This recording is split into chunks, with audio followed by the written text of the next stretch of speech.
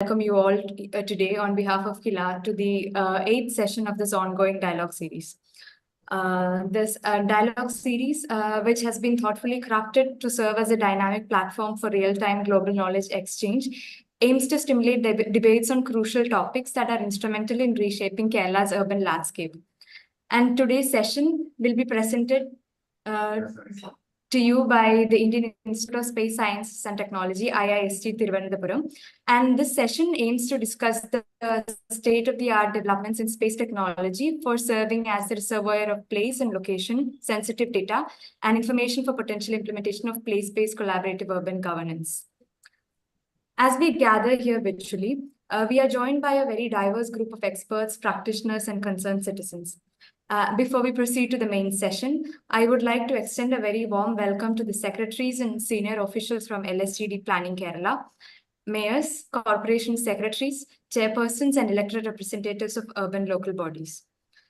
I extend a very warm welcome to the directors and representatives of national academic institutions and also our global policy partners. Next, I welcome Dr. Joy Ellerman, Director General of Kila, whose vision and leadership has been instrumental in shaping Kila's initiative towards sustainable urban development in Kerala. I would like to invite Joy, sir, to deliver the opening remarks for this session. Good evening, all. First of all, thank you, the IIST team, for having taken this program in right earnest and to have this program delivered today. This is the 8th edition of the Kerala Urban Dialogue series, but this time I am doubly happy because the proposed Urban Commission for the state has been opened, the committee has been formed, and the commission has started its functioning. And Urban Dialogue series, the outputs from this Urban Dialogue series become the inputs for the urban policy being developed through the Urban Commission.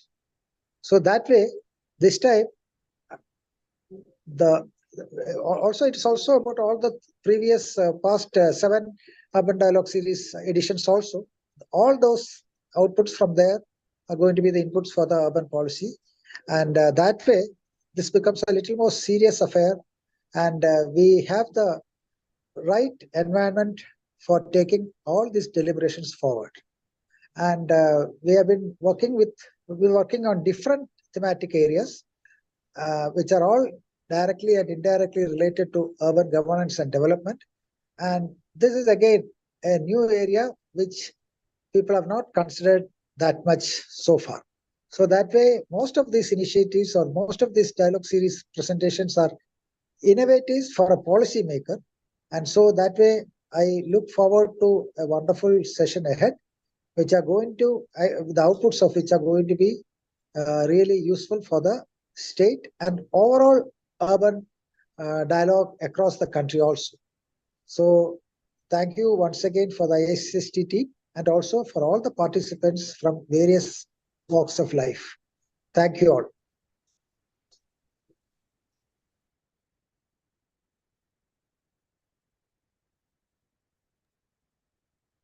Thank you, sir, for setting the context right. Allow me to quickly introduce the theme of today's session, that is place-based collaborative urban governance, the role of space technology. Collaborative urban governance, as we all know by now, is a very useful approach and the next step in the evolution of inclusiveness in public decision-making. Based on open technological system of systems, collaborative urban governance can be an important catalyst for change and provide opportunities for greater creativity in accessing resources, utilizing innovative financial solutions, and engaging people in meaningful dialogues. This session, as a panel discussion, will explore the role of space technology as a key factor in enabling and strengthening the evolution of policy framework for a place-sensitive governance and make it a two-way functional, helping the role of individuals and organized civil society for crucial for city management.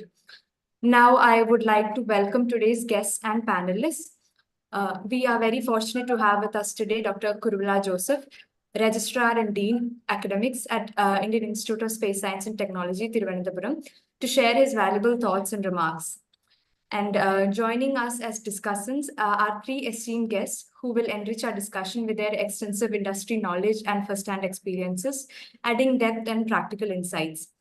First, we have Dr. V.K. Dadwal, Indira Gandhi Chair Professor at National Institute of Advanced Studies, NIAS, Bangalore. Our second discussant is Dr. Y.V.N. Krishnamurthy, former Scientific Secretary, Department of Space, and the former Director of National Remote Sensing Center, Hyderabad. We also have Dr. Sharad Gutikunda, Director, Urban Emissions, University of Iowa, joining us as discussant.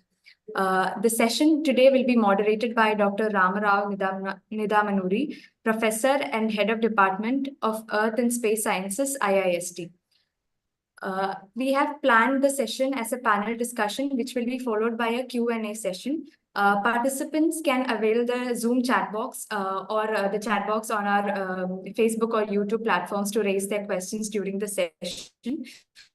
And as we proceed to the main session, I kindly request the participants to have their microphones muted.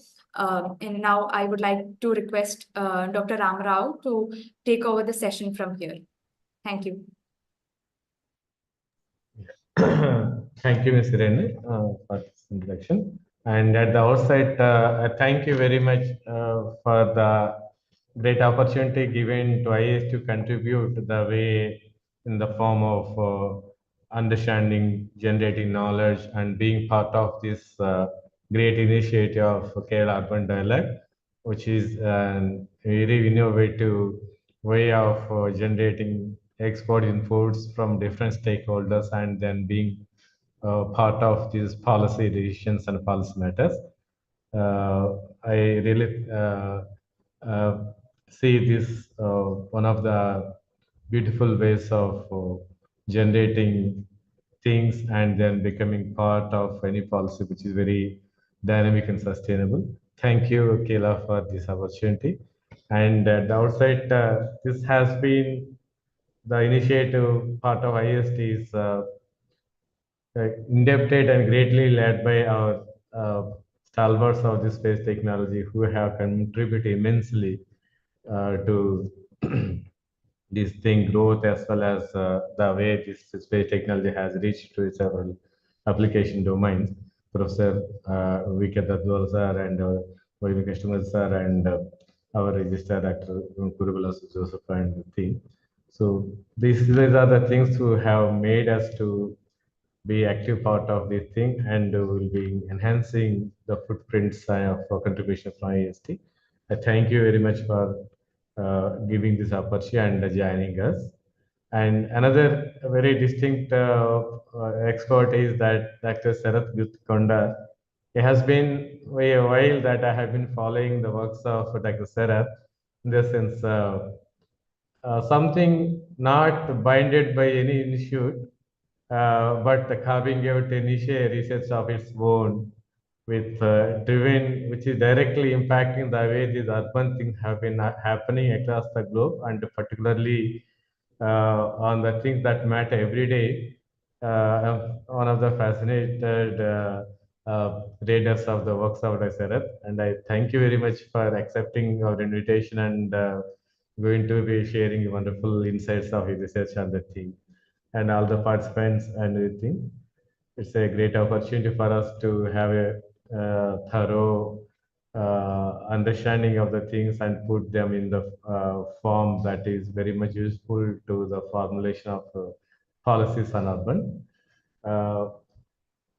Before I just like to request that discussion start, may I kindly request Professor Kurula Joseph, our Registrar IAST and Dean Academics, to give a very brief opening in the sense his remark how he can general words on this program and his thought process, how he feel that it will be interesting for us. Thank you, Professor Ramarao. And I'm extremely glad to see the stalwarts of Indian space program, especially space application. Dr. Viket Dadwal, our former director NRC, and also Dr. Vaivyan Krishnamurthy. Again, both of them hold the same position, director NRC, the National Robot Science Center, and Registrar, formerly Registrar ISD and Science Secretary, and Ramaravu, our own space scientist in ISD, and Dr. Sharath, also the Kila scientist, Dr. Ajit. All the very important topic. I'm extremely glad to see that such dialogues are going on, and this is the 8th of that kind. And I wish to appreciate and congratulate Kila, Government of Kerala, especially Kila and LSGD, for organizing such important discussions with all stakeholders and experts like Professor Dadwal and Professor Vaivyan Krishnamurthy and Dr. Sharath. And as far as IST is concerned, all of you know that it's the Indian Institute of Space Science and Technology. And we are having very strong expertise in this area when you are talking about space application, how satellite and its applications, application can be used for urbanization or urban studies, all those things. And, for example, Professor Dadwal sir as well as Vaivyan Krishnamurthy sir, currently Ramaravu, Ramya, and Professor Jnanapiram, they are all working on this. I think this type of dialogues will help not only Kerala, entire country, to come up with the new policies, new decisions, and a very good framework between the institute and the local governments, including the municipalities and panchayat, and some of the education institutes, because education institute also should be part of this program, so that we'll get two type of benefit. One, the students, whether it is a college or engineering college students, they will get a very good awareness as well as expertise in this area, as well as their awareness and expertise can be widely used for the national network framework for this. And ISC is always open. Unfortunately, our director, Nikhil sir, is not able to attend this meeting because of a preoccupation and the important meeting is ISRO headquarters. So I wish to express his all best wishes and greetings to this meeting. And ISC is open to have any type of collaboration within the framework. Thank you very much and all the very best. Thank you very much, Professor Kurola, for your very focused remarks and also making the points of agenda very straight. Thank you very much for your regards. Now I request Professor Dadwal sir for his keynote address as well as starting the discussion session.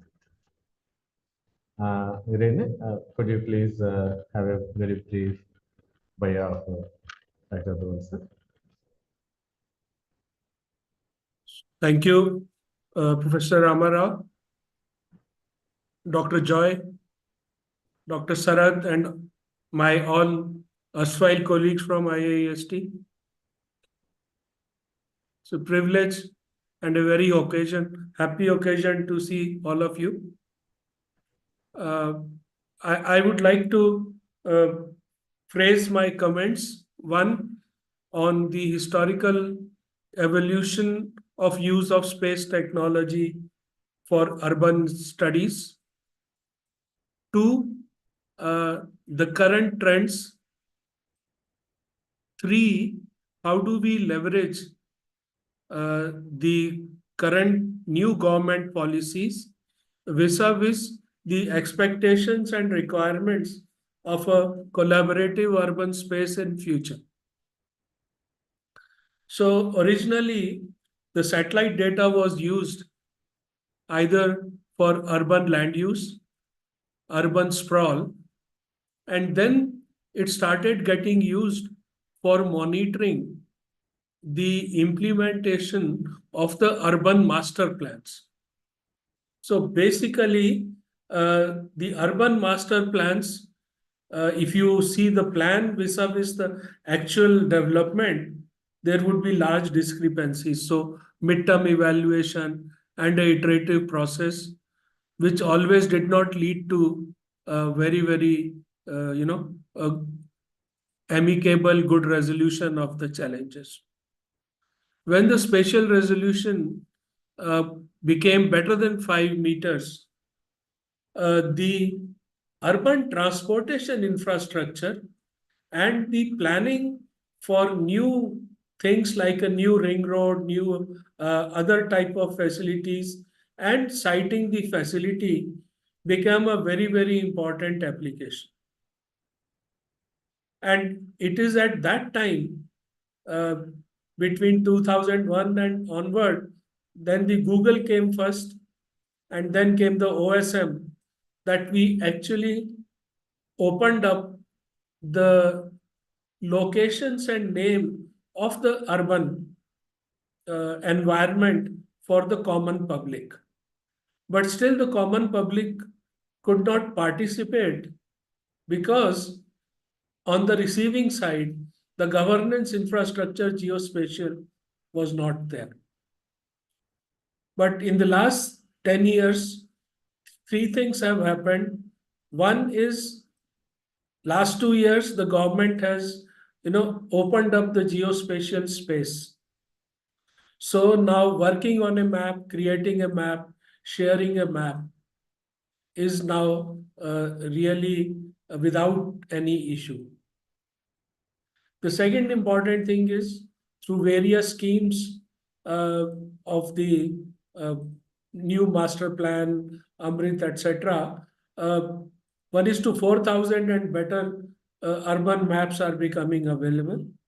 And the government of India, through this smart city project, is linking the IT infrastructure and the services to be provided to citizens. Also as part of this ICT. So I think we can add the space also to the overall ICT. And if you look at generally the way cities are there and their local challenges, generally 3 types of things comes. One relates to the urban environment and the public free spaces. This could be park, this could be even, where the informal settlement and the lack of facilities thereof. It could be even some areas which are basically not, clean enough for the urban environment, or even the places which are not safe enough for the citizens, children or women. And it can be even the transportation network and the tie points which are, too much prone for accidents, so that, we have a better, safer city.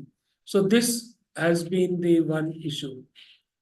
The second important point is to really build on a disaster resilience and preparedness framework and mark out areas which could be like, flood prone or prone for water accumulation and that sort of a thing. Now, in the current state, there has become another opportunity. One is, given the wider availability of the LiDAR and the drone which can be integrated, we can move from a 2-dimensional map to 3-dimensional map. At the current movement, I think it is very important that we actually migrate to the 3D urban maps, because it will allow us to visualize the challenges. It will also allow us to visualize the terrain and the transport over bridges, so many sorts of things to do. It may also allow us to really put appropriately the tall buildings and the type of transportation and human load which comes from there. Secondly, in addition to the flood, we could adopt a broader, disaster resilience and climate change resilience type of a urban setting. That would be possible. Now, given the IoT, the use of mobile as a sensor, and the very rapid exchange of information between hundreds of users and a server which can now be done, the governance should be able in real time be able to receive the state of the environment, the state of the traffic, the state of the air quality. A large number of such things can really be brought in, and then appropriate quick action can be done. So every citizen with his every device, everybody becomes a stakeholder for making a livable city. The current permissions and also the opening of things like Google Street View now in India, it gives us two opportunities. One is to have a safer city. Other is to really locate addresses, etc. Third, it also allows us to really showcase the tourist places so that the visitors can have really a very, very wholesome experience of visiting a museum, visiting a palace, or any other such thing. There is now another opportunity that relates to, I was in Trivandrum during the COVID time. So it actually boasts of a very good public health infrastructure. But then we could now link the medical information, the citizen info, the type of this, and to really build epidemiological model. So doing epidemiology and preventing the spread of the contagious diseases, etc., that this health provision can be part of another layer, although the layer for rapid movement and moving from one place to the other anyway remains. But epidemiology and building the type of urban trees, the type of pollen and the allergy mapping seasonality, linking it to air quality, that type of possibility is actually open. Now, more importantly, what all this permits is that the cities will continue to grow. There will be more challenges. There will be internal changes in the city use, as well as new areas will be brought. So dynamically, how we are able to change the zoning, the municipal authorities, build appropriate codes so that there is appropriate sidewalk, there is an appropriate movement, plus there is safety of the citizen.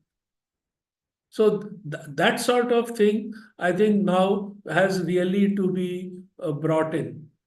Overall, Kerala also has some cities which are near the coast. So we may have to build the climate change resilient infrastructure and guard against any sea level rise or that sort of a thing also may need to be built up. So there I would say is a need to involve the computer science, ICT, space, urban planners, large number of stakeholders in really having a framework of the urban information and people contributing in real time and proactively, not only to plan on day-to-day basis, but also to plan a better urban life on a year to a decade scale, keeping in view the actual development and changes that are taking place, in contrast to very slowly changing master plans and that sort of thing. At this moment, I would like to stop here and listen to the views of the very, very eminent panel. And thank you very much for providing me this opportunity. Thank you. Thank you very much, sir, for this wonderful introduction of the broad themes and the various issues that come into play when we look at the prospect of putting the citizens and local communities into this governance particularly. And also many issues that you have suggested that include ICT, then geospatial, different products, and then more importantly, what kind of things that need to be studied that included epidemiology, disease modeling into urban trees to making that very finite transition of two-dimensional map to three-dimensional model, and being that at the source of data for everything. I think in this case, just one of the points that raised by participant is there any way where conflicts of an urban within two regions, for example, one region, one local community or a place within the same urban has one requirement, which is detrimental to the other place in the same city. So how they can be usually managed, for example, in terms of any other awareness of the maps? No, we could think of small cases to large cases. The large cases are basically when you use any open space or other space for a public meeting. So there is actually movement of people, there is blockage of roads, that there are so many other issues, and even the local people find it difficult to transit through. So it is obvious that if you really plan vis-a-vis the expected collection of people and the type of parking, etc., storage, which would be required so that the hindrance of the regular life is minimum. I think that is something. So I know the police gives permission, but the police gives permission based on safety, security, public order criteria, not really on the criteria of the the physical limitation of what size of public gathering should be there. So this can be a very, very simple example. Second, I can talk of a diffused example. There are challenges when I was in Trivandrum on disposal of solid waste. So basically, every household or the building you burn, which basically creates allergy and air pollution. Somehow collectively, which we have not been able to resolve. Right? So obviously, there are opportunities to really, because wherever you place it, that locality becomes prone to groundwater contamination, to 6, 7-year-old, 8-year-old heavy bags. They run around looking for their auto, looking for their, searching for parents. I think we need to community wise, wherever the schools are, how the school children are dropped and picked up as a safety, we really need to plan and do. There are a large number of such things which we need to do as community, as local, and then one good practice can then be implemented at many places. So they each should not be taken as a conflict. It should be simply taken as competing requirement by two communities, both of whom are stakeholders of the urban area. Thank you. Thank you very much, sir. Thank you very much for the elaboration. Then may I request Dr. Vaivir Krishnamurthy sir to have his talk on this issue, and particularly your vast experience of governance and geospatial data sets and several application issues that you have solved a large area, and many of them have been on this core urban thing. So how do you be looking at the prospect of this collaborative urban governance, particularly taking care of the aspirations of very localized community, which has a place context as well. So I kindly request your session. Yeah, thank you, Dr. Ramarao. I hope my voice is audible, right? Yes, sir, yes. Okay. First of all, I should thank Dr. Joy, the Director General of Killa, who is there on this program, and also Dr. Dadwal, our senior colleague who has joined here, and my colleagues from IAST. And also, I see many of the administrators from various municipalities and planning board are also part of this urban dialogue. And more importantly, Professor Ajit, because when I was in Trivandrum, we were having a discussion how to move forward, because Kerala is one of the first states which started this urban policy, how to frame, and then the dialogue started. And as already Dr. Joy has mentioned, the commission has been formed, and they're also actively now engaging. Already they started their dialogues one to one, and now we are going to have a better dialogue where it will be put through. When we were discussing with Professor Ajit and myself, for a fragile state of in terms of environment, because we have ones like Kerala, one side we have a coast and we have a lot of biodiversity hotspots, and also we have plains.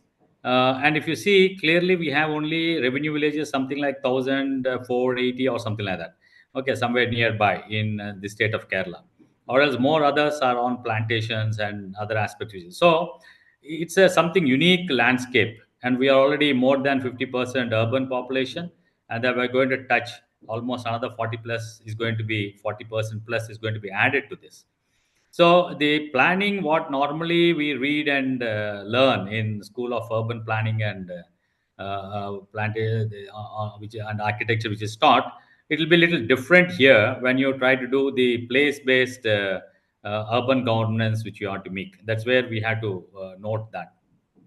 So here, more the technology should be the forefront in assisting and simulation of things, and then implementation, because now the resources are becoming scarce, and other one is both disaster as well as climate change impacts will be high because of the long coastline which we do have for Kerala, state of Kerala. So we had to be very cautious in the on the actions which will be being done, but this has to be done with people's participation and in a transparent manner. So while looking into this, let us quickly look at, because this, as Dr. Joy has mentioned, these all dialogue will be there, part of the commission which will be also looking into. So quickly, I would like to mention to the audience that we have a very systematic one. First, the state of Kerala is very systematic in everything. They do even when I see your startup ecosystem, there's a very systematically it is done, or the implementation of health or education, primary education and the education system is something unique, which people has to look at Kerala and state of Kerala and follow. But then as a space organization also has looked in these requirements by making their own satellites, and a set of data sets are already made available, but those are also made available with the users, that is urban planners across the country. So we had a national urban information systems in which there are 5 towns of Kerala already have been mapped in detail. Then we have the Amrut cities. In that there are 9 cities of 9 towns and cities of Kerala, which are mapped on 1:4,000 scale, shared with the local bodies, and local bodies are supposed to make the planning process and also publish them for people's participation and take their suggestions and make the urban plans per se. And then we have the smart cities. In that smart cities also how to link with the spatial data, the IoT related data which comes in, and there are certain studies which are going in the case studies per se. So now coming to IIST, why IIST is part of this is being present in the state of Kerala, and where they have a technological edge in making sensors, payloads, small satellites. You all are aware they have already flown quite a few payloads and also the satellites which are very successful made by the students. And also for Gaganyaan program, they are also making the indigenous gas sensors which are needed for environmental life support system.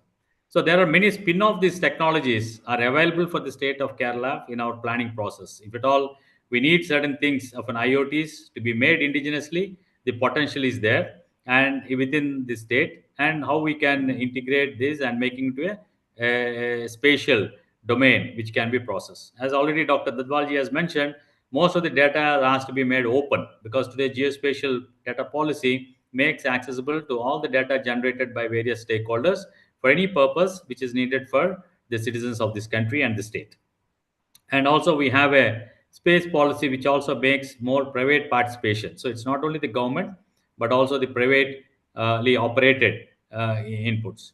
But to quickly start off, instead of making data generation, we have a huge databases which exist in geospatially, including the cadastral georeferencing of entire state also has been completed. So we have a georeference cadastre villages of Kerala, and they're all available with the state government. We have on the land degradation, how the land is degrading, or the hydrogeomorphology information, including groundwater potential zones, and geomorphology, which is very important because today we have a lot of landslides happening in the state of Kerala. So what are the potential areas for landslide? That landslide potential donations also have been made.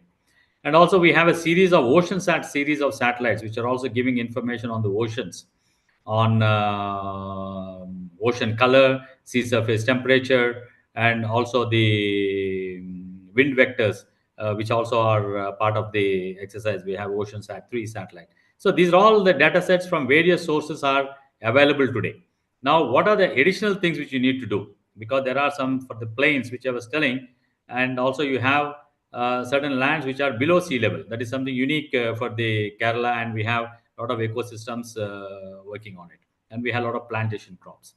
But while having all this, the space is little, and we need to more develop. So one of the questions which is also the moderator Ramarao has read out is on the conflicts. When the resources become less, people become more and aspirate and having a lot of aspirations, then conflicts or competing for the same resources comes into the picture. So how do we make a better dialogue amongst all the stakeholders? That is the most important thing which we need to be deliberated. So we have now more, as I was telling you, this all data is on the digital world. And today we have in most of the cases, whenever we try to implement, we try to simulate on the scenarios. So we can make the best scenarios possible. Even if you see the capital cities of some of the states like Chhattisgarh and all, they have been given alternatives, alternative 1, 2, 3. So maybe the second option may need a lot of energy in terms of the resources. And the third may be a little more, but it's all the people's acceptance. If it goes for the second option, better to go with that. But we know the riders, when we take that option, what is the type of precautionary measures which we need to take? So we have a risk reduction on what are the impacts which is going to happen. So we need to simulate all the plans and go to the public and demonstrate to them whatever the actions which they are going to accept, what type of future what type of predictions scenarios can be simulated. That's the digital twin which we can make, and that's an opportunity which is available for this forum to discuss. And also I see some youngsters, the research scholars who are also there in this particular group. At least few names and faces I could recollect. So they can really look into and some of them are from the state of Kerala. So they have to look in what is the specific input which needs to be addressed, not from their perspective, but from the people's perspective, and how it can be highlighted to take certain decisions making process, etc. Normally, the developmental plans are there for a year of 10 years, and then keep updating and moving ahead on how to make such changes which we had to put through. So in the academic itself, you can all recollect that the course curricula in the school of urban planning and also regional planning have been addressed. They have been addressed to see the inputs of the spatial data coming from the space technology. Also, how it has to become part and parcel of the course curriculum also has been addressed. So slowly, the academic institutions also are implementing that. So every individual who is doing on the planning part are getting well equipped with time. So this is a good scenario which we do have right from the spatial data front, and the technology which is available, and what to be added quickly. Also, we can make efforts to do it, and indigenously per se, and tailor made to the type of ecosystems which we are talking about in the state of Kerala.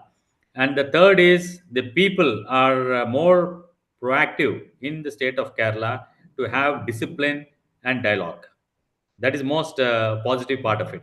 So whatever the things which is coming in, which we can really deliberate dialogue and bring it to a forum, I am very confident the dialogues which are going on with this, and what are the queries which are there, which can be addressed to, or we can come back, and that will become a good policy paper which will be ideal for Kerala as well as the other urban other states of the country also look forward for that.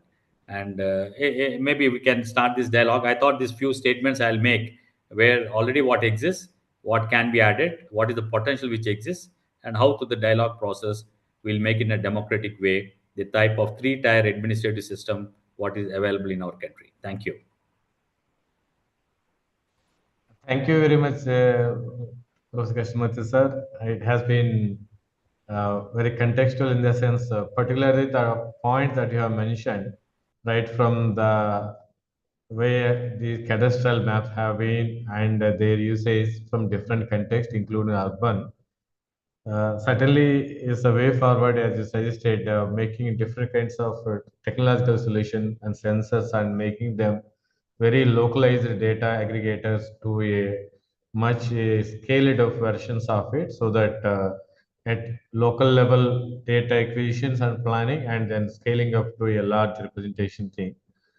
In this context, one point that I would like to have your opinion is that cadastral maps have been extensively developed on for, in the sense, many states, and very detailed they have been there. In most of the cases, they have been there at, let us say, an individual plots, in the sense fields, field boundaries, or village level boundaries, or something like that. But if we extend the similar kind of cadastral to very file level in urban context, for example, many times the conflicts of these urban master plans get a lot of protests is that somewhere some piece of land comes suddenly into a zone of no construction, and a group of people who would be owning otherwise those lands which they meant for something, let's say construction is good, but suddenly it becomes a point of a different land use as planned by the process, the people who envisage those kind of master plan. So in those contexts, is it something like an extension of cadastral to a very fine level spatial scale, for example, even at individual level plot, so that the actual boundaries and the contemporary usage of a plot can be the finer level of information place in a geospatial context? Can it be something like useful in making a local community or place-based information document which is supported by geospatial data? Okay. Yeah. See, I will split this question into one or two areas. One is the cadastre is a property ownership within the villages. Okay, this is a village cadastre. Besides, there's an urban also, there's a cadastre. Okay, that's a different level of mapping which has been done, and the people which are doing. Whereas when we look at the planning process in the urban plan preparation itself, the town and country planning organization and all came and the urban plan document today, how to make, it has been made clear. Earlier we were doing before prior to maybe 2018 or 17, it is all on the urban area itself. But then the fringe also, towards where the growth is happening, has become also the part of the master plan preparation. So that has become easier for the planners to address how the growth is going to happen and which are the directions which you need to do. And we had to plan for it. It's already there in the plan process. That's one part. And secondly, when we come to the conflicts, conflicts come because there's no transparency. Okay. So, but now today we are trying to bring more transparency. That means which is the land which is existing. As I was mentioning with Amrut on 1:4,000, that is a major objective. Instead of earlier, the master plans which has been done for NCR, Delhi and Calcutta or Mumbai, they're all the data prepared and the planners were doing it. But subsequently now in Amrut, the digital data on 1:4,000 scale is shared directly on the platform, Bhuvan, for the local bodies to look into what they would like to do for themselves and publish it. Okay.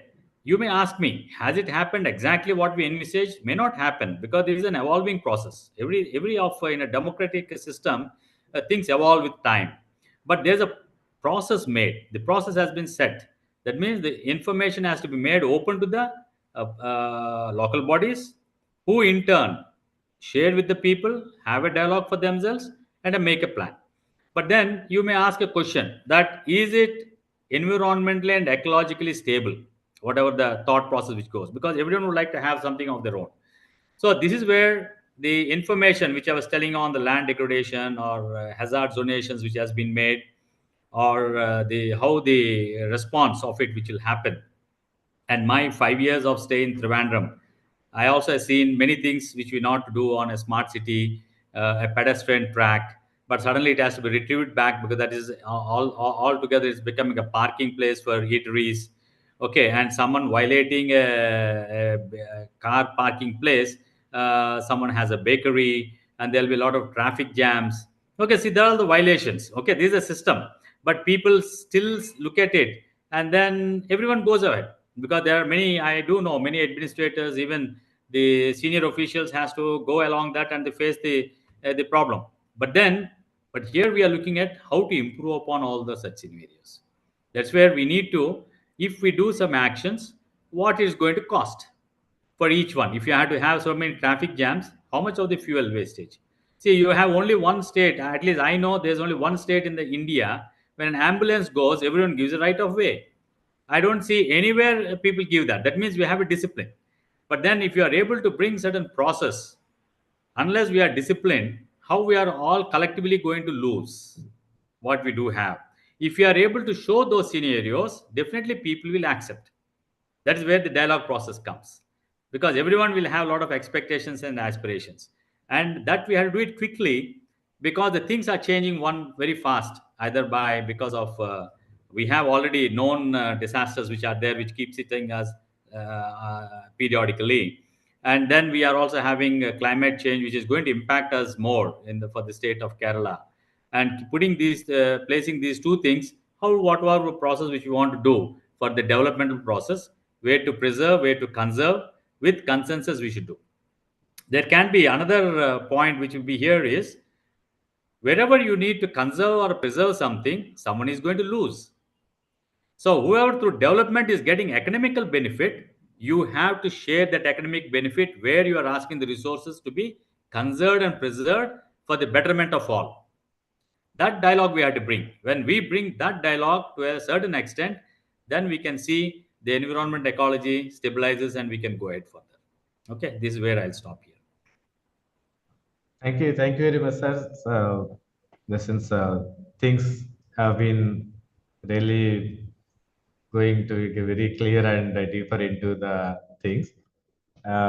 Before we go to the next important part of the discussions, may I request if any of municipal representative have some clarifications or discussion, if you like to put forth. Maybe some of them might ask in Malayalam, and then we can help in translating that also. Aryan, you can just let them know. Yeah. Aryan, you can just let them know that it's okay to ask in Malayalam, and we can translate that. മുനിസിപ്പാലിറ്റികളെ represent ചെയ്തിട്ട് meeting attend ചെയ്യുന്ന ആളുകൾക്ക് ആർക്കെങ്കിലും questions ഉണ്ടെങ്കിൽ ഇപ്പം നമുക്ക് ലൈവായിട്ട് questions എടുക്കുന്നുണ്ട്. മലയാളത്തിൽ ചോദിച്ചാൽ മതിയോ?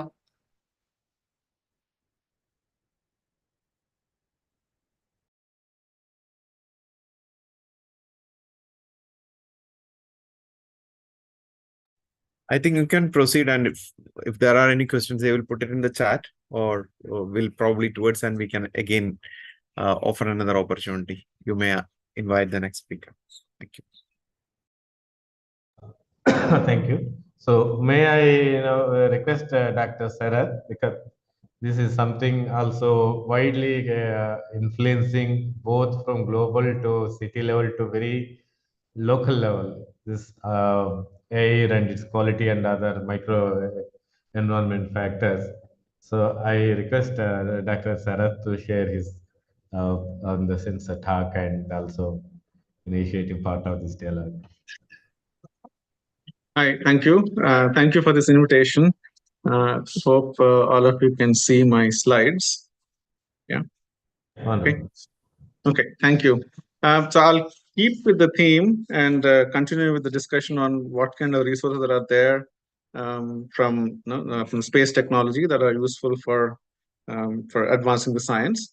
And I have a very narrow mindset. I primarily work on air pollution, so all my talk is going to be on air pollution only, and the kind of databases that are there in the open that we can use for understanding the air pollution problem in India. I put my dialogues in 3 different buckets. One is monitoring, which is very much required for regulatory purposes, modeling activities, which are what the community gathered here is very much involved in, and then third part is the data access itself. I mean, this is something that previous speakers have also mentioned, that we really need to have these databases in the open, so that a lot more people can use, critique, or even raise questions that can be of multiple purposes. So on the monitoring itself, on air quality monitoring, traditionally the equipment looks something like this on the left-hand side. It's very bulky and it's also very expensive. Each of that box costs about 2 crores to 3 crores these days, and have a annual maintenance cost of over 10%. These days, there are a good number of stations have come up in a lot of cities across the country, but the cost definitely is a very prohibitive thing for them to put more and more in the cities. On the right-hand side is the emerging technology, what we call as low-cost sensors. With the low cost comes a lot of uncertainty, and a lot of learning has to go in, a lot of calibration has to go in. Something both left and right have to go hand in hand to have a better understanding of this. Just to have a sense of how many monitors are there in India, the continuous monitoring stations, what I showed you on the left-hand side, we have now close to 900. There is now a moratorium on all the states from increasing these stations, because money allocated to them under the National Clean Air Program, most of it went into establishing monitors than doing anything towards improving air quality. So they put a moratorium on now, saying that, okay, stop buying monitors and start doing some work on air quality management. So that is happening now. There is another set of monitors that are there, which are operational, the old school, what we call as manual stations, air quality. These manual stations are basically, they're running somewhere. Somebody actually physically goes and picks up the filter, comes back to the lab and does the chemical analysis and records the number. So those are operated only once in 3 days because of the physical part that's involved. But ideally speaking, if you really want to spatially and temporally represent what kind of air quality is happening or people are experiencing, we need about 4,000 monitoring stations. And we are not there yet. Now, even if we include both continuous and manual stations, we are about 30% operational capacity. We are hoping that these low-cost sensors with better calibration, those gaps can be filled. one slide on Delhi, because this is the only place where we have a representative number of samples from continuous monitoring stations. So in the past, it was all manual stations. So we did some conversions to get an understanding of what the trends are for PM 2.5, which is the criteria pollutant that every one of us want to talk about. As the time has passed, so obviously the number of stations have increased. The data that's coming from the stations has also increased, and we also have a better understanding of these trends. So if on the rightmost side, so we have now close to 40 stations running. This is inside Delhi only. If I include what we call as the national capital region, NCR Delhi, that number goes to about 70 stations. And we also have a good data usable data percentage. Now these days running at about 80%. Means that every 15-minute data that is posted on the Central Pollution Control Board, now this data is not that much. 80% of the data is actually useful. Others have some kind of problem with that we have to discard. So as I mentioned, we have to do a lot of calibration between these sensors and continuous monitoring stations, which are actually reference grade systems. But this gap is now being filled, the missing gap, not only within the cities where there are less number of stations, and rural areas where we are experiencing as much pollution as we are experiencing in the cities. That gap is now being filled with the satellite observations. And these satellite observations are coming from multiple sets. A good set of stations are from US, NASA's, MODIS, MOPET, OMI, a lot of stations which are dedicated to measure air quality related pollutants only. So those are there. Because we are not geostationary to them, when we only get a pass over us every day, but that data feed is also increasing quite a bit. A newer generation after NASA is European Space Agency Sentinel series, especially Sentinel 5P series, which have a once-a-day pass over India, and they are now collecting not only aerosols, but also a lot of gaseous components as well. This is actually being used quite a bit. Now, the Korean Space Agency has also launched one series called GEMS. This was 2-3 years old now. And for them, it's geostationary, and India kind of is on the peripheral. We can use that data for some analysis, but because we're on the periphery of their observations, there is a lot of uncertainty in those numbers with resolution and coverage.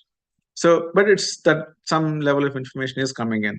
A lot of data that the research community is now using is actually from European Space Agency's Tropomi series, and these are the gaseous species that the satellites cover.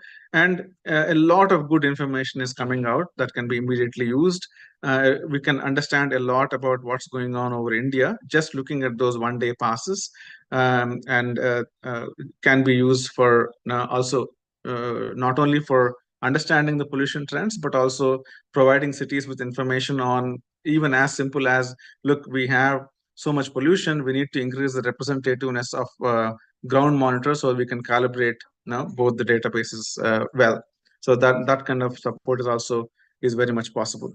Again, looking at Delhi again, during the COVID times, the only database that was immediately available to us to understand what was the impact of the lockdowns was these satellite feeds. I mean, this is only one paper data that we pulled out, but a lot of close to like 20,000 papers have come out using the city satellite observations to show what kind of drops have we seen in the cities because of immediate lockdown restrictions, from vehicles to industries to general. There was a lot of stoppage of even cooking and heating activities as well. So a lot of these lockdown restrictions have led to a big drop in these concentrations, and we were able to track some of these very well because of the space observations.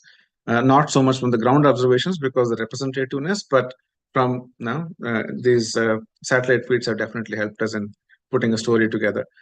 For India, for the National Clean Air Program, so we have been tracking a lot of these databases. If you go to our website and go under air quality, you will see a lot of these databases were extracted for all the non-attainment cities in India, and these are available already averaged and for immediate use for all these cities.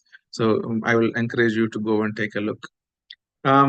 Next bucket is the modeling exercise. It's a very computationally intensive exercise. I mean, I don't have to tell the people who are on this audience, because all of you work with a lot of data and then you probably have access to a lot of computational capacity as well. But generally speaking, any kind of modeling work that we want to do have a large component of computational needs. Traditionally, we were using a lot of bottom-up data generation activities, but now there is this satellite feeds that are coming in. A lot of groups are now working to understand how can we create regression functions to do some of this modeling faster.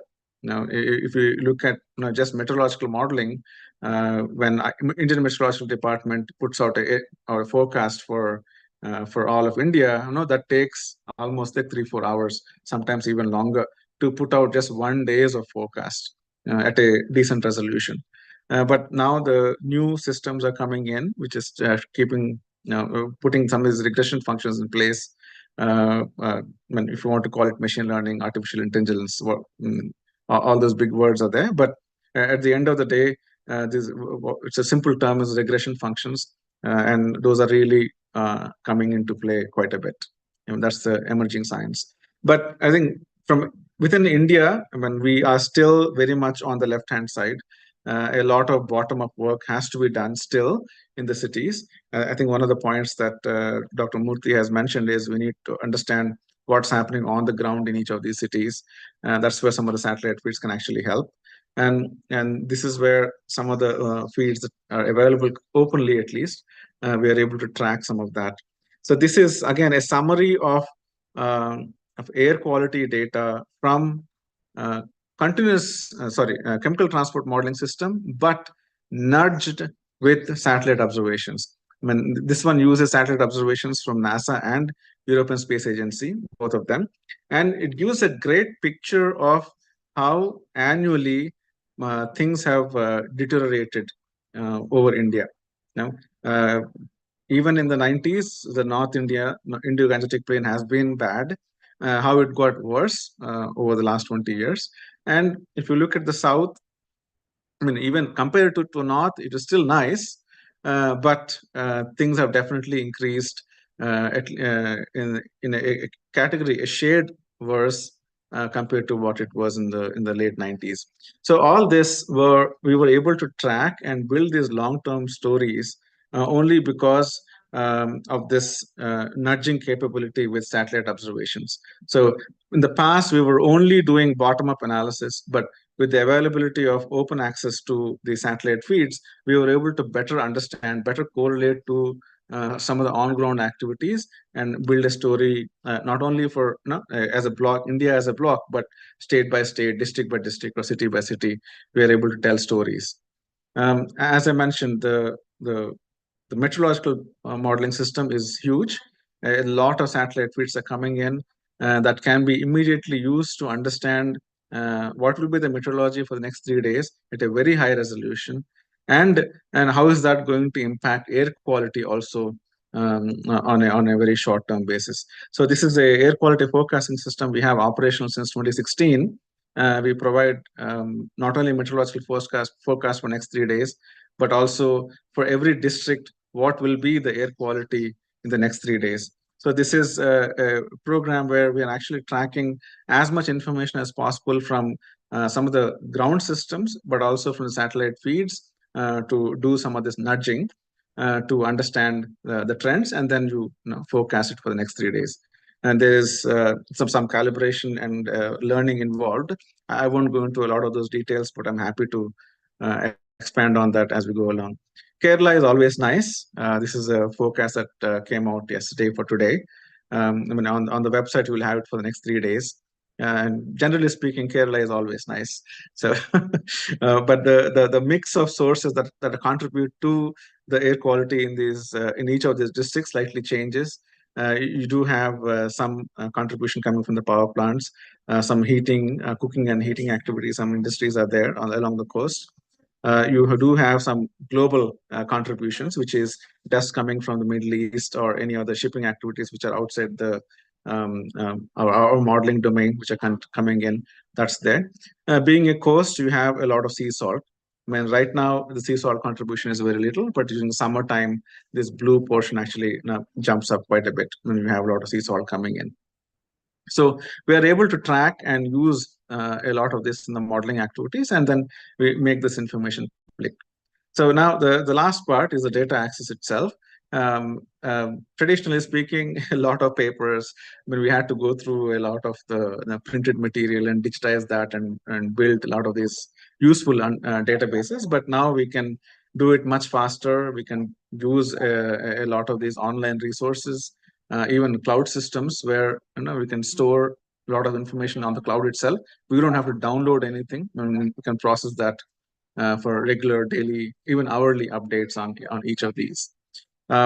Just as an example, for a city scale information, we do this on a very regular basis under what we call as an Apna City program, air pollution knowledge assessments.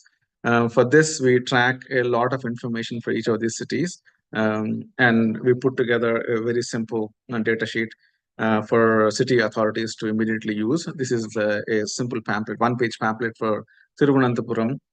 Like this, we also, for Kerala, we have also for Kochi. But in general, we have about 50 cities which are already part of the program.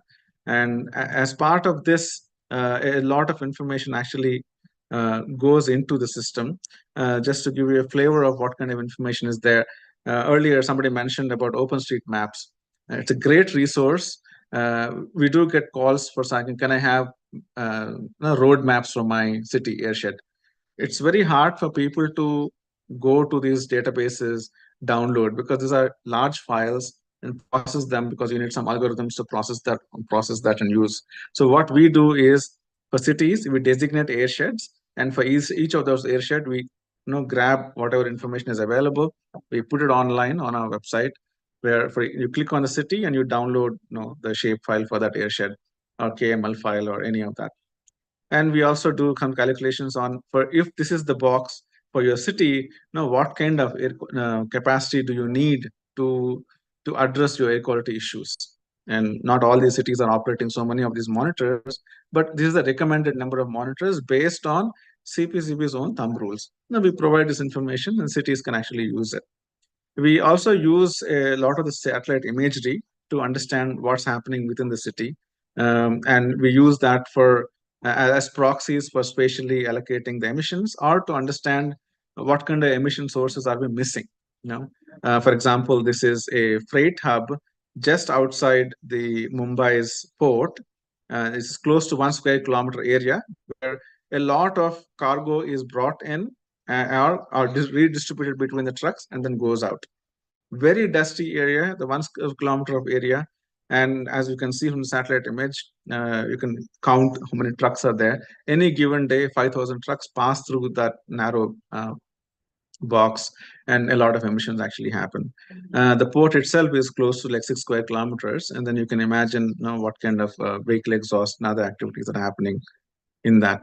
The new satellite feeds that are available are also for understanding landfills.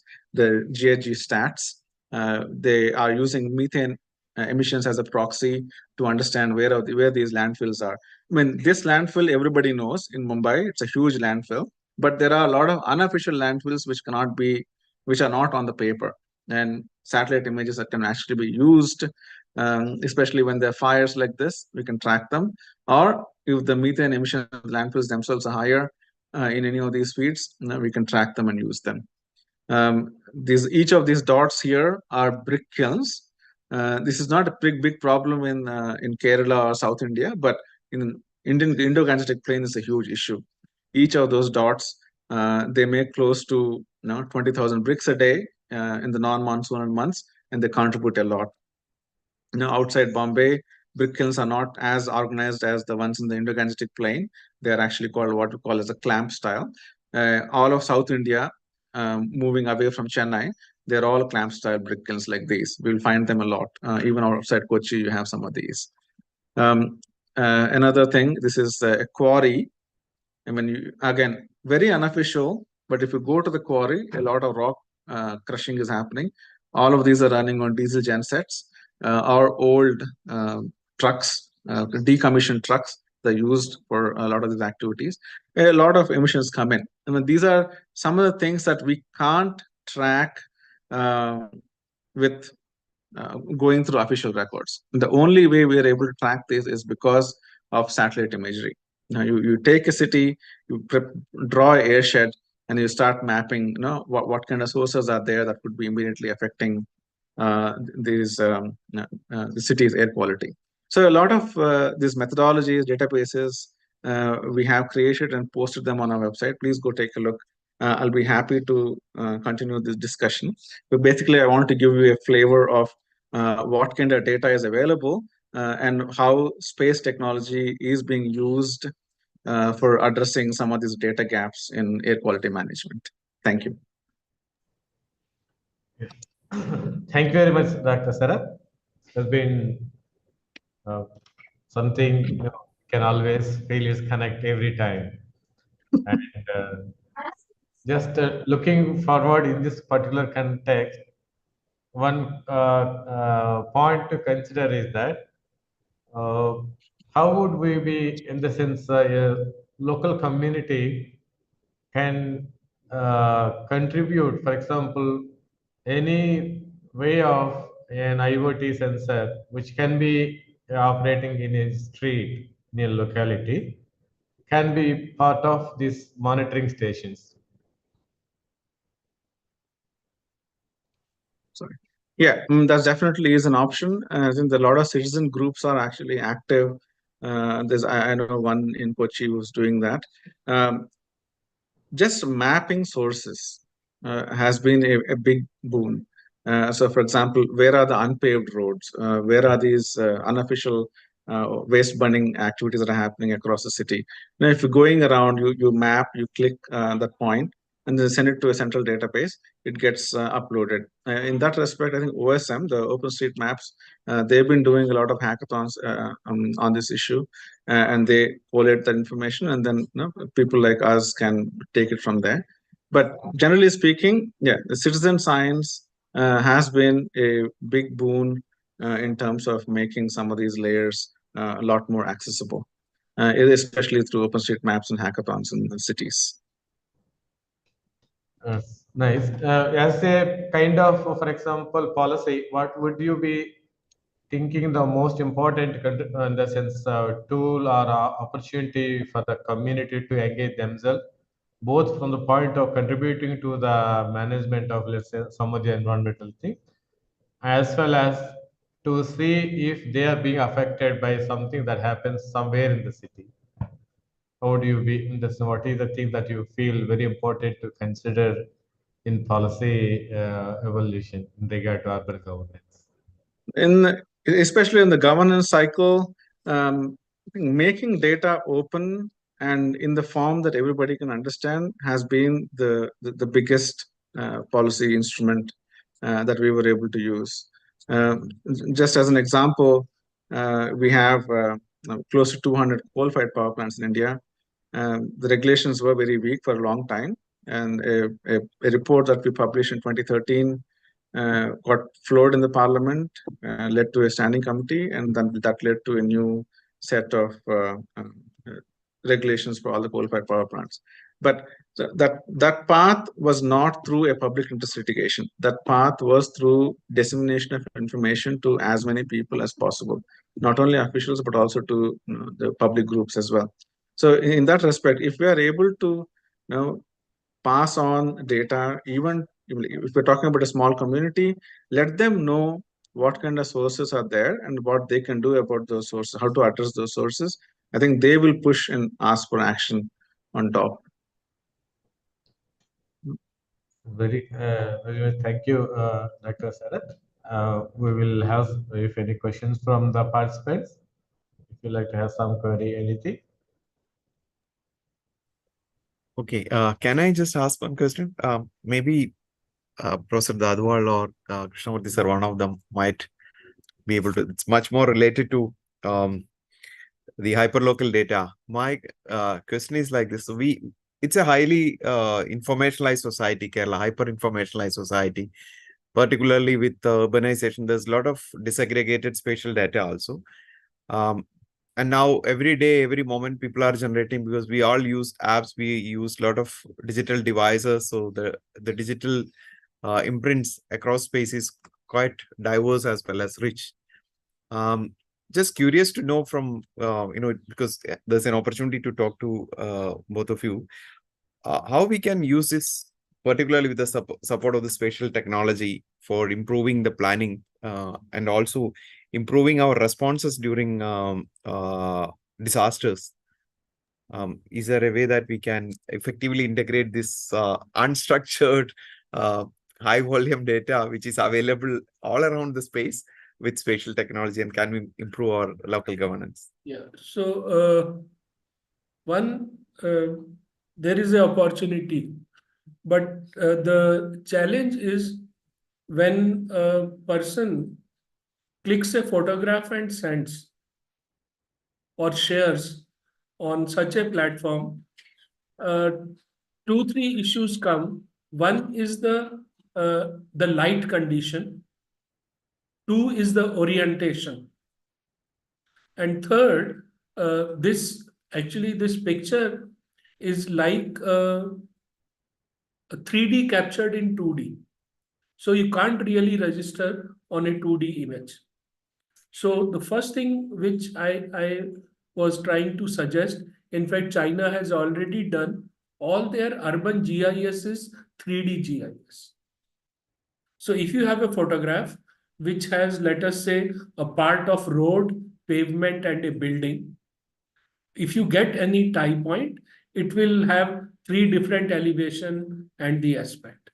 So now, after these drones have come, the photogrammetric software can take a picture and really register it on a 3-dimensional object.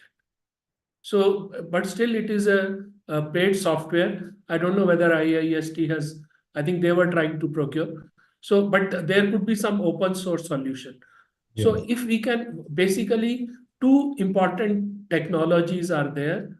One is to convert the photograph into the XY trace. Second, if you have a video and you are, let us say, on the road and capturing the roadside, you can get structure from motion, because same object you will measure from 3 places.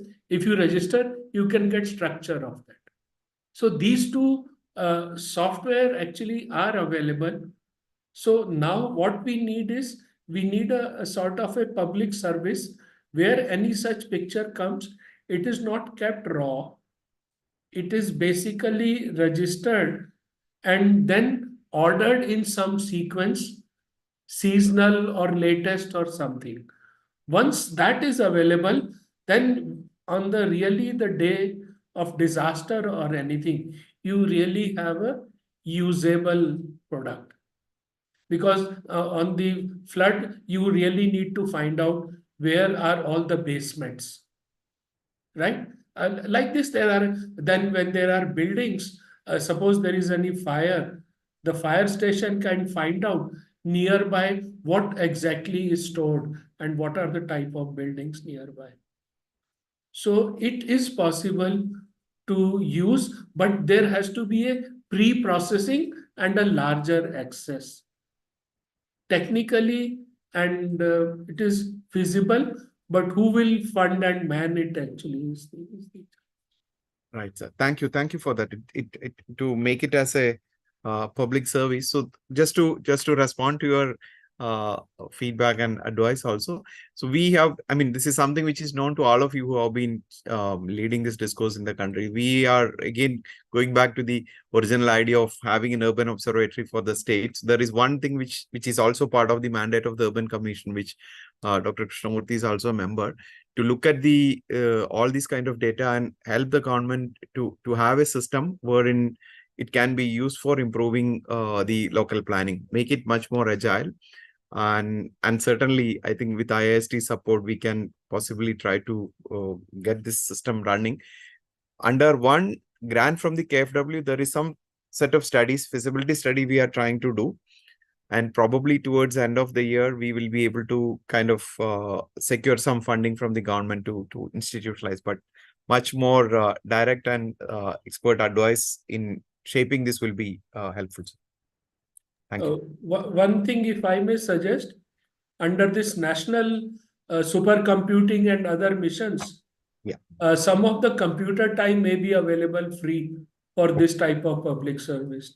Right, sir. Only since they are cloud-based and the high-power type of system, the type of software we use on our PCs and server doesn't really work there. So you need again a computer science person to really build something to be processed in that environment.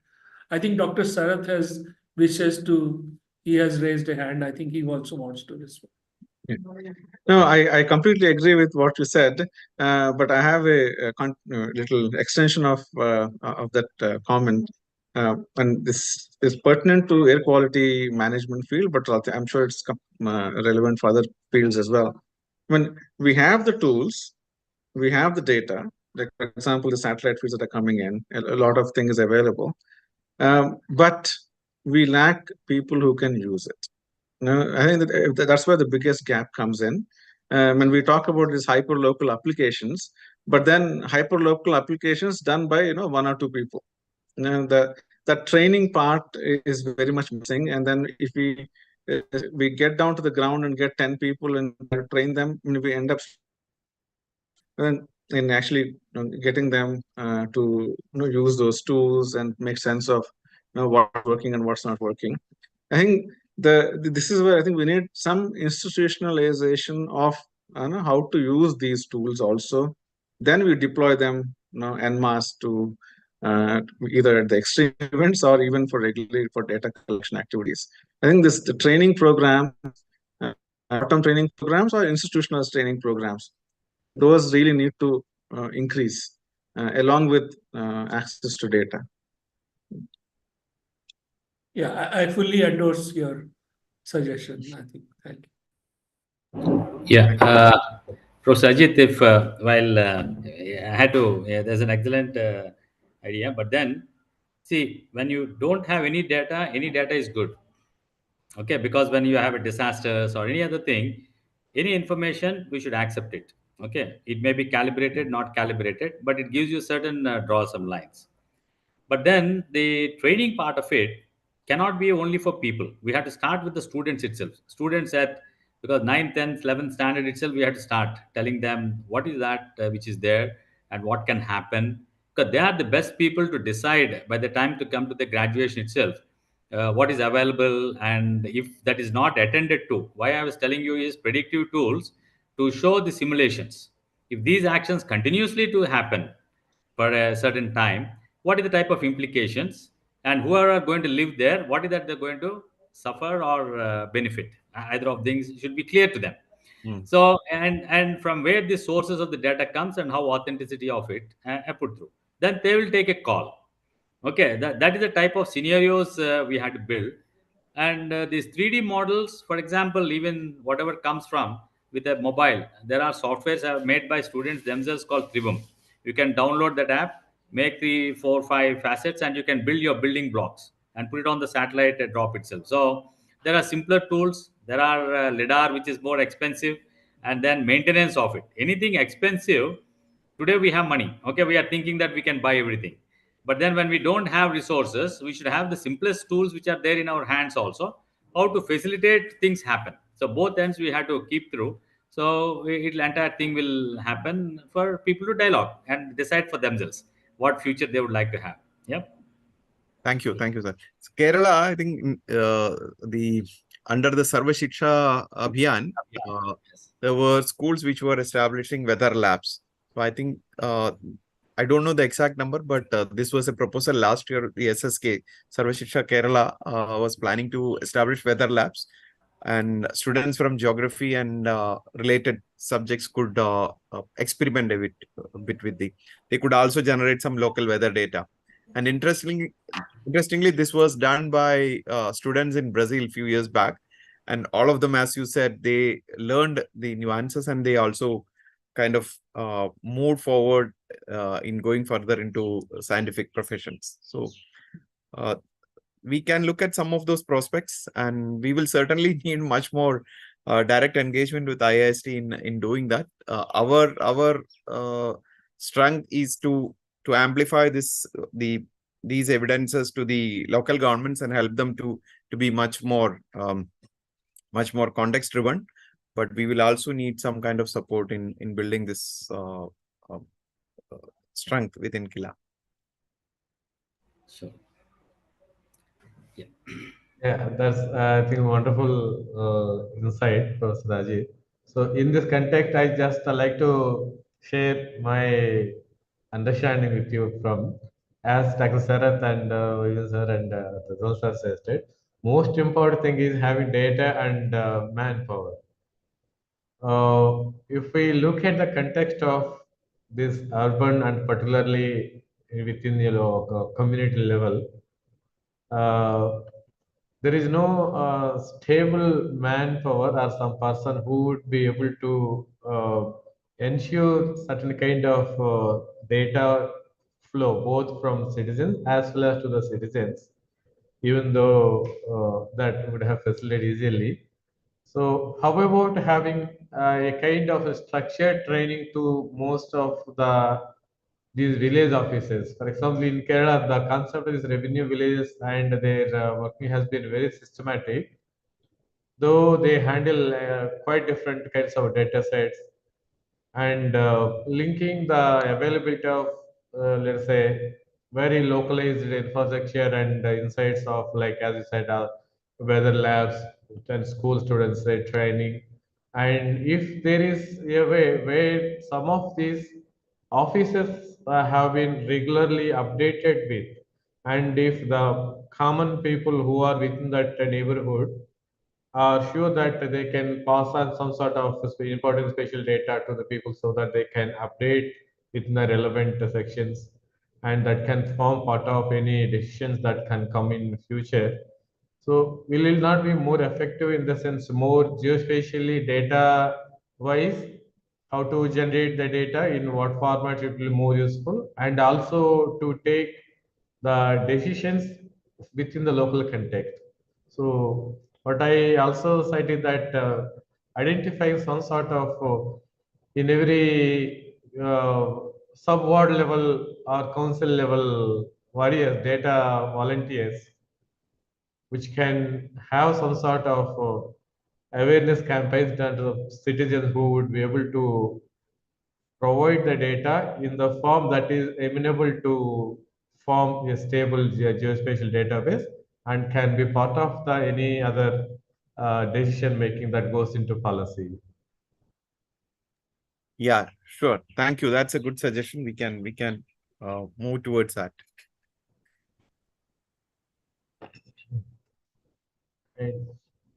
Yes.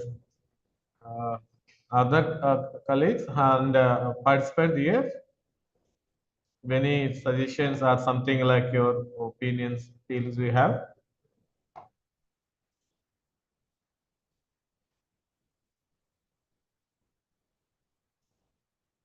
Okay, no more. So No, Ramararo, you had to trigger some of the youngsters. I find a lot of youngsters are there in this group. yeah, Let them ask some questions, whether something is possible, not possible with the experts, what they're told. You know? So we can think whether we can reply now or we can think and come back. yes. So particularly related to some of these very pertinent thing, as for example, what is the technological solution for integrating some sort of multimodal data originating from citizens and linking with any other ICT infrastructure? For example, transmitting all sorts of traffic data in real time, where the data is collected by a citizen, and then it could be accessible to public officials for very dynamic decision making.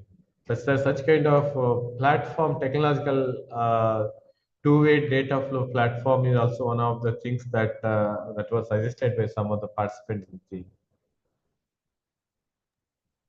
Any So we have a hand raised.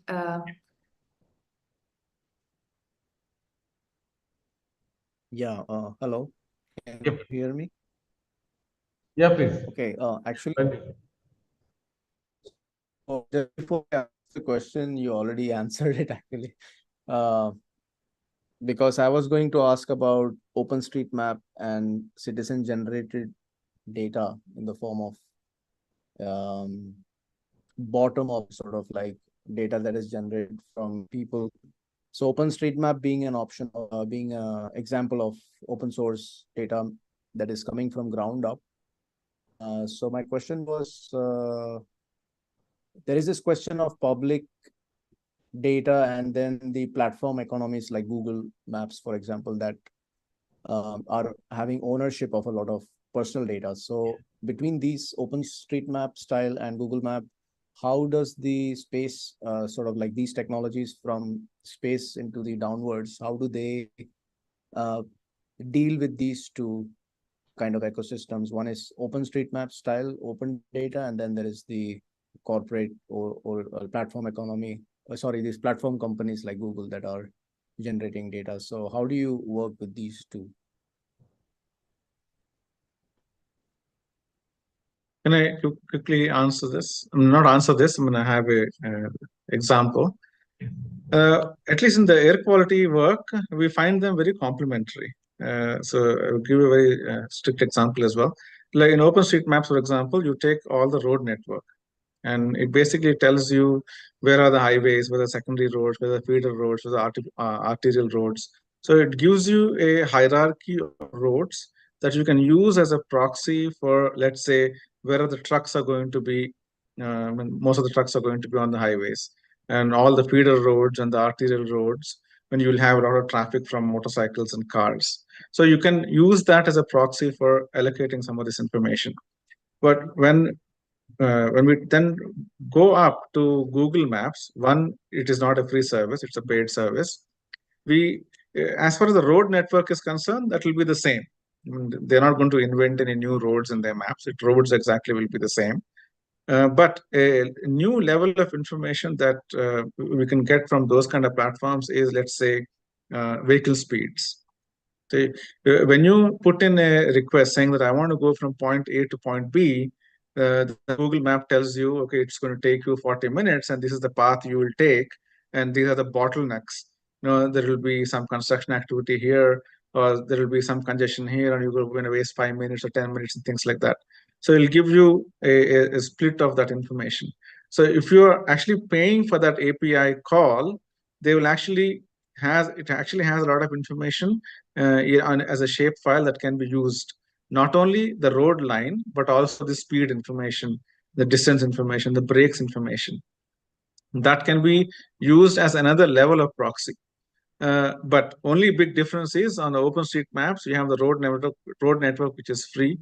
So in the Google Maps, you will get the road network, but in addition to that, you will get this additional information on the congestion and the vehicle speeds, or even when they themselves break up into what will be the speed of the buses, what will be the speed of the cars, what will be the speed of the motorcycles.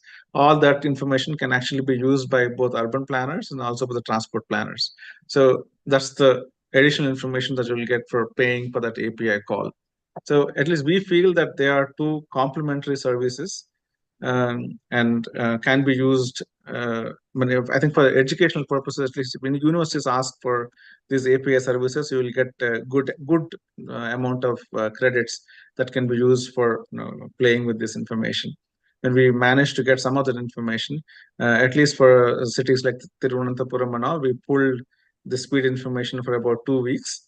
It's available online on our website, and if you give us an email, I mean, if you want more actual shape files that came with the calls, we can share those as well on separately. So that's available. So we feel it's complementary. Rajwant sir, would you Yeah, like to add something more just on- yes, a small addition. One is the two licenses are quite different. See, when you have with the common creative attribute for that type of open license, you can do anything as long as you cite the source. But Google is very specific. For individual science use, it is free. But for commercial and multiple use or over for longer period, you have to buy a costed service. So this actually, so if you are just trying to learn or trying to develop a technique, as a student, you can use even Google for free. You can even go to Google Earth Engine program and even have their cloud and computing infrastructure for free. But if you want whole world to be processed, etc., and regular, then you will have to start paying.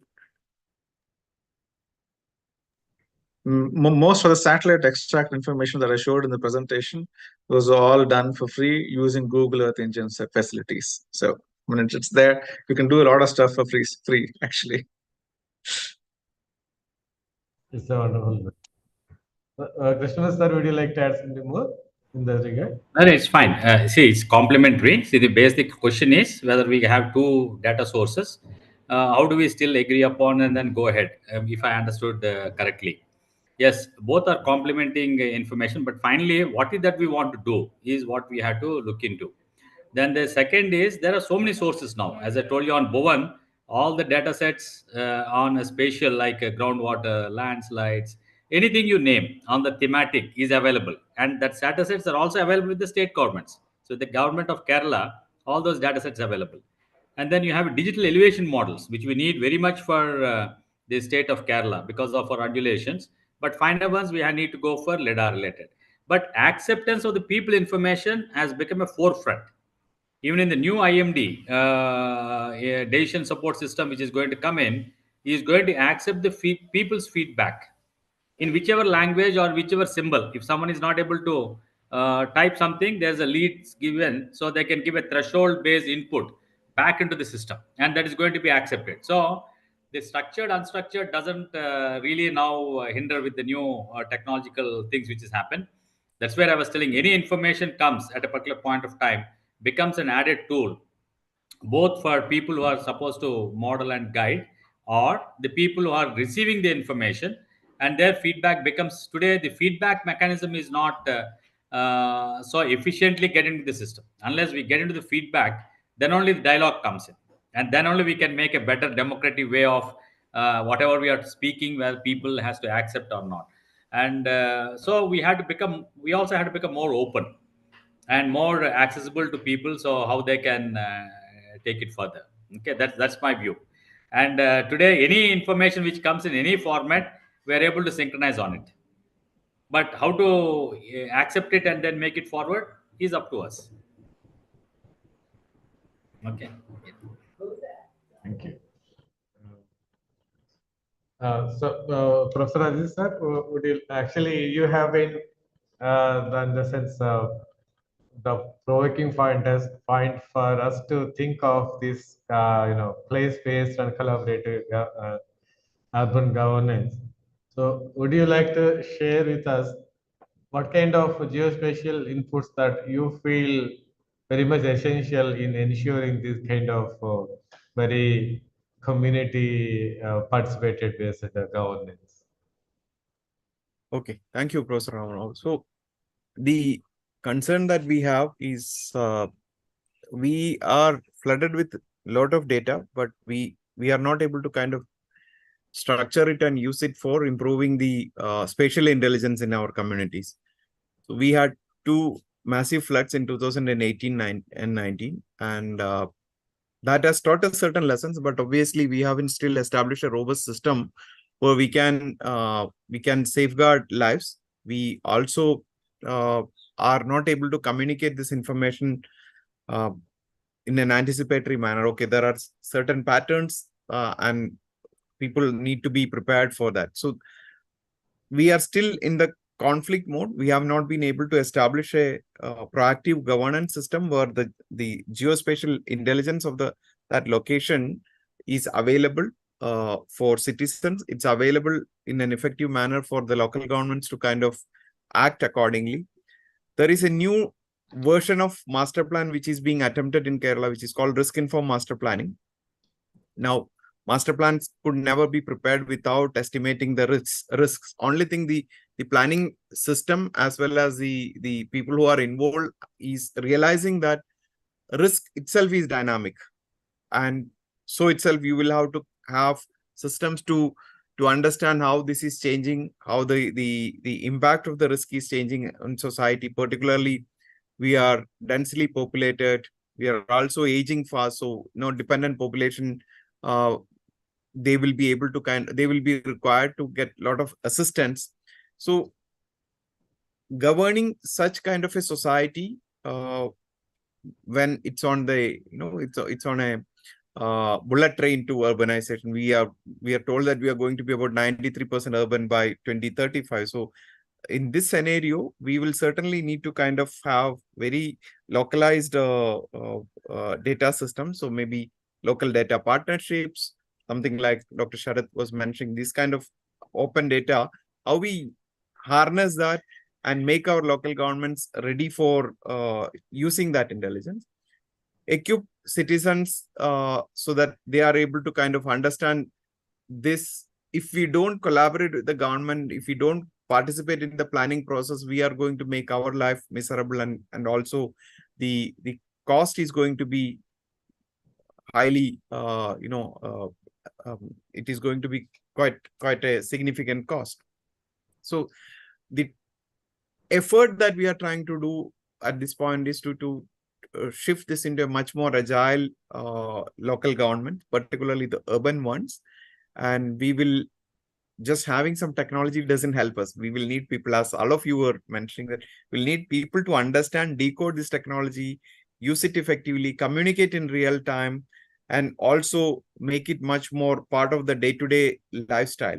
So to go into that transformation and all that knowledge that's available around us, including, as I said, so Krishnamurthy sir would know this, as part of the commission's work, we are also trying to get a state of data report for Kerala. As of now, I mean, both you and Dr. Sharath mentioned that this is complementary, what is available here and what's being generated by all these platform economies and all.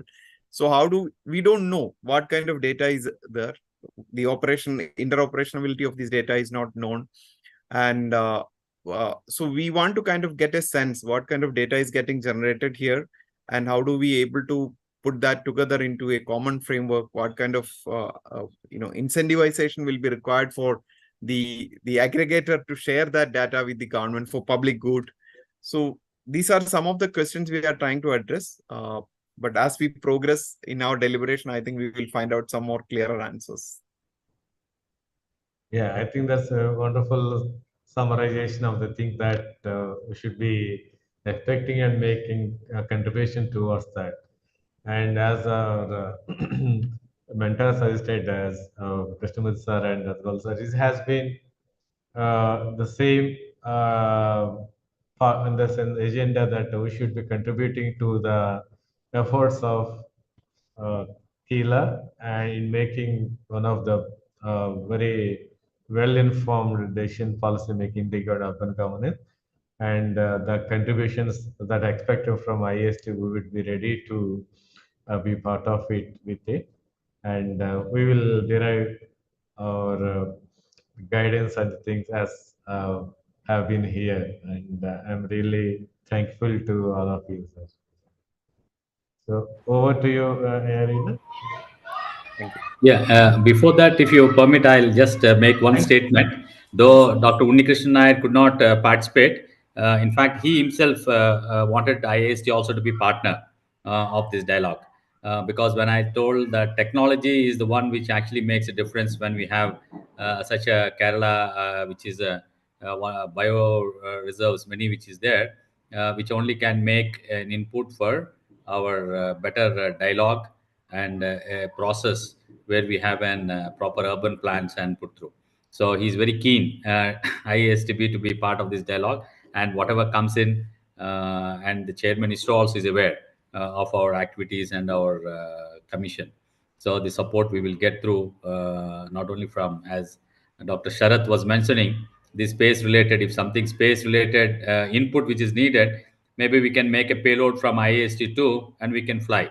Okay, that kind of potential which exists, from the IIST, including the ground sensor. So that's where we have this team. Okay, thank you. Thank you, sir. Thank you. Thank you very much. Arun? Yes.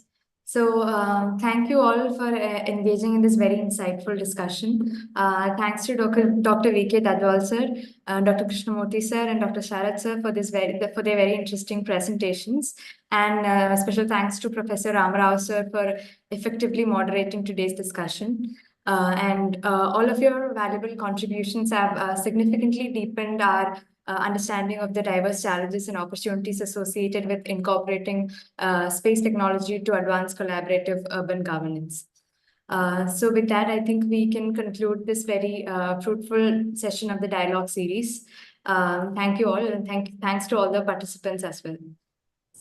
Thank you. Thank you, Arun. Thank you, Professor Ajit. Thank you very much, sir. Thank you. Thank you. Thank you, Professor.